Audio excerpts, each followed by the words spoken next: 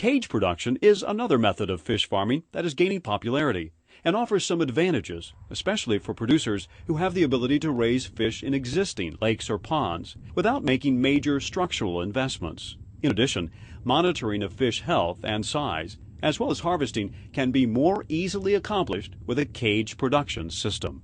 Hi, my name is Mark Eikenberry. I'm with Sweetwater Springs Fish Farm. We raise hybrid striped bass here at this facility. What we have are floating cages. We rent the lake.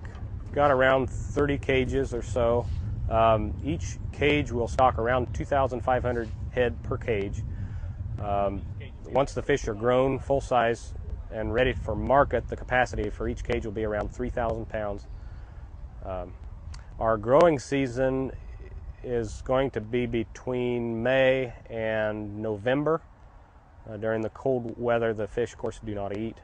For cage production, as with any other fish farming system, site selection is a key consideration. Cage culture of fish can be successful in existing lakes, reservoirs, and ponds, and many of the same water requirements as farm pond production will be needed. However, for cage production, the pond or lake should also be deep enough beneath the cages to allow for good water circulation. Typically, the bottom of the fish cage should be at least 2 feet above the bottom of the pond. So, if the cage is 6 feet deep, then you should place it in an area that is at least 8 feet deep. However, you should probably go to even deeper waters to account for any changes in water level from evaporation and to allow for the best possible flow of water around the cages. Basically, for cage production, you need good water, you need access to the lake, a basic knowledge of water chemistry and fish husbandry, and obviously a market for your fish. Our market is the Asian live market at Chinatown, Chicago, Toronto. We take the fish in live. They are kept live until the customer purchases the fish.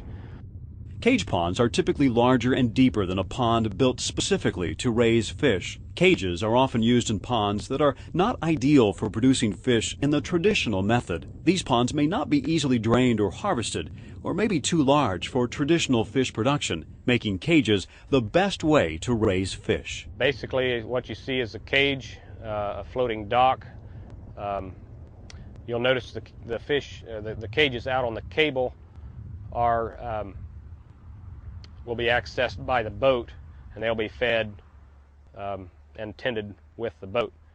A lot of folks will have a floating dock for all of their cages. We feel like using a boat's a little easier. Just like pond production, there's a critical need to manage water quality by checking dissolved oxygen levels and water temperatures on a daily basis to ensure there is a healthy environment for the fish. In cage production, the availability of dissolved oxygen can become a problem, especially in the summer in cages stocked at higher densities. In fact, oxygen stress is the most frequently encountered water quality problem in cage production. That means that cages should be supplied with aeration, so a power source will be needed. Anytime aeration is added, there needs to be a backup power system in case of an electrical outage. A cage production system will also require easy, direct, and stable vehicle access to allow for maintenance and daily attention to the water and the fish. An all-weather access road is essential because a day or more without access to the pond and the cages could threaten the survival of the fish. There are a variety of different cage designs to use. Materials that are readily available at farm supply stores can be easily adapted to fish cage construction, and the cost of the materials can be relatively low. One person can actually build a cage.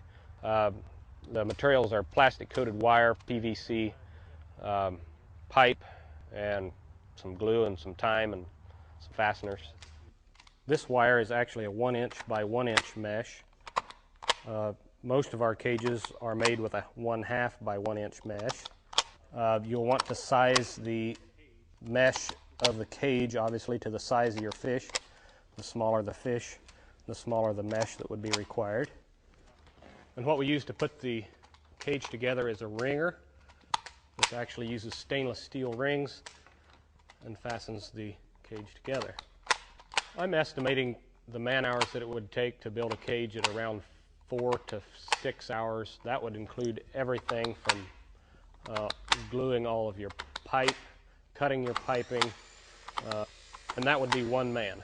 I think 2 people could significantly speed things up. Again, successful fish production in a cage system requires all of the attention to fish health necessary in any system. That includes aeration to maintain clean water and a healthy environment, as well as proper feeding on a schedule that encourages optimum growth. Once a day we'll come down and check the fish. We'll feed twice or 3 times a day. The larger fish will get fed 1 or 2 times a day. The smaller fish will usually have a feeder on them, and they'll feed all day, every day. In addition, the cages themselves must be checked frequently to ensure they are holding up well to the elements. Life expectancy on these cages, the wiring manufacturer is talking about maybe 10 years.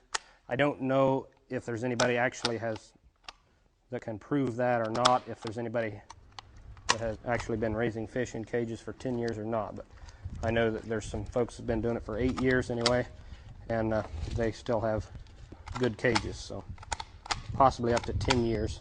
The sides of cages may become fouled with algae, so you may need to scrape them throughout the summer. Also, in the winter, you will need to closely watch your cages to be sure that ice does not accumulate. Generally, the movement of the fish and aeration, if you provide it, will be enough to prevent ice buildup. But if the winter gets cold enough, you may need to break ice from your cages. Though each cage typically has a top, offering protection to the fish, there is still the possibility of predator or nuisance wildlife problems in a cage production system. Heron can attempt to feed on the fish, as can otters. Again, you should check with state natural resource agencies before implementing any predator control programs. Proper feeding rates and fish density or stocking rates are critical in cages. So if you want to have 1,000 pounds of fish produced in a cage, and the final market size of those fish is 2 pounds per fish, then you should stock 500 fish at the initial stocking. A good rule of thumb for stocking density in cages is 1/2 pound of fish per gallon of water for beginners, and as experience is gained, you can increase density up to 1 pound of fish per gallon of water, depending on the species. A good feed conversion rate will be around 1.5 or less, so a lot of feed will be entering the cage. This will impact water quality, so properly managing that feed and being sure not to overfeed is critical. As with other fish production systems, feeding rates should be matched to temperature and overall weather conditions, so you are not over or under feeding. When we bring in a 2-inch fish, they'll come in July. By that fall, they should be up to 8 to 10 inches long, and then July or August, September the following season, then they will be ready to sell. If we come in with a 6 to 8 inch fish, they would actually be, by that fall, they would be up to almost 1.25 pounds, almost market size, and then we would finish them out the spring of the following year. It is also important to store feed in a cool, dry place to avoid spoilage and prolong its shelf life. Generally, feed stored in proper conditions can last up to 6 months. Feed suppliers should be able to give you feeding guidelines as well as storage recommendations. Typically, floating feeds rather than sinking feeds are used in cages, so the feed doesn't fall to the bottom of the pond, out of reach of the fish. With the floating feed, the cage should be constructed in a way to make sure the feed stays in the cage long enough for the fish to eat it. For example, Mark Eikenberry installs an additional ring of netting around the top of the cages he builds to ensure the feed doesn't float out.